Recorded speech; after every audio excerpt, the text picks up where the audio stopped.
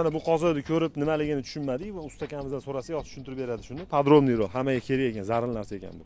Bu nimaga bu usta aka? Bu aka bu kalonnani o'rtasi bo'ladi, o'si. Misol uchun o's deyiladi. o's deyiladi. Misolga keltirib beradigan bo'lsak, mana mo aka kalonnada 40 ga 40 bo'ladi, mo 30 ga 30. Mana mashq holatda bunday olib kelib topib olgan hisoblanadi. Ha, birosa metki uchun ekanda, bu metki uchun. Boshdan Tagidagi kolonnani bu yerda istab topish qiyinlanmasligi uchun buni qo'yib qoqib qo'yasizlar o'rta sentriga, keyin kalsovni terib olib ketaverasizlar kalsovni. ha, yo'q, tayyor kalonnani olib kelib mashq holatda bunday o'rnatamiz. O'rnatasizlar. Kalsovga o'rnatiladimi shu? Kalsovga o'rnatilmaydi, mayda tayda karkas bo'ladi, asinga o'rnatiladi. Katlaman etapiga kelgan tanishlarga bu video jo'natib qo'yinglar, foydali bo'ladi. Birinchi marta sizlar uchun yangiligimiz bor, bomba yangilik bo'ladi. Buni kutinglar.